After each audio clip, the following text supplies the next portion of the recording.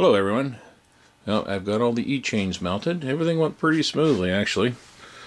Again, this flat bracket that I use up here, what I did is I actually cut two lengths the same, so I double it up to give it a little bit more rigidity.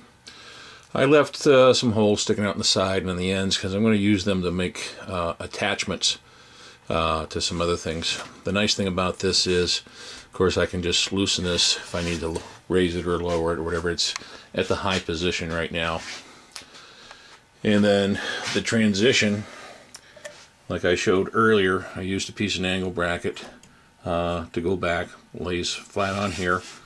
Took another piece of angle bracket, bolted it on right there to attach the bottom of the E-chain. The cables will come out, cycle out. I'll have all this area that I can use to strap things with. I used another piece of angle iron there, or angle plate, to secure the E-chain in that position. And from here you can see I've got the backboard. I made 3 little brackets that I screwed onto, then bolted it onto the back. So it lays pretty good. A little bit of an overlap, but I'm not too worried about that. It's just to keep the thing from flopping around and taking strain. Over here for the X-axis, this worked out pretty clean. I just used a piece of angle bracket, took these 2 bolts out, bolted it down, and then attached the E-chain to that. And then, like I said, it was going to secure to the table. So I checked all my positionings. It'll now retract the whole way. I'll run my cables off the end, off the side here down, because I'm going to put my electronics down on this side of the machine. So all in all, it worked pretty good. Of course, this is all, I guess, E-chain that I got off of eBay.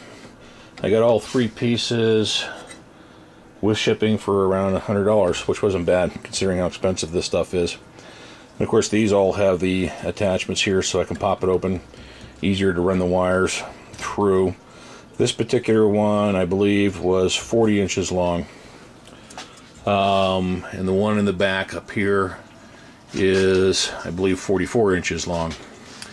Now, one of the other things I forgot to mention whenever you were assembling the machine, the Y-axis, there's actually a counterbore hole back here to allow you to put shoulder bolts in, or not shoulder bolts, carriage bolts.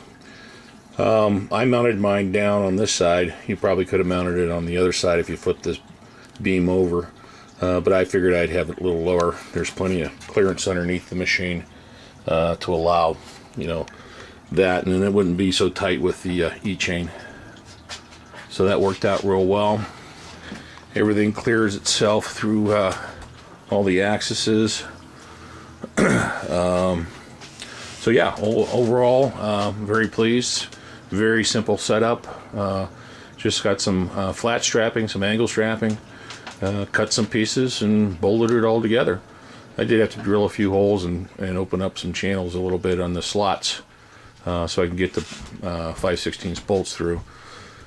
But other than that, I'm very pleased with it. Everything is in proper order. Everything has all proper movement. So my next step now is to lay out my electronics. I'm going to be putting that on a backer board.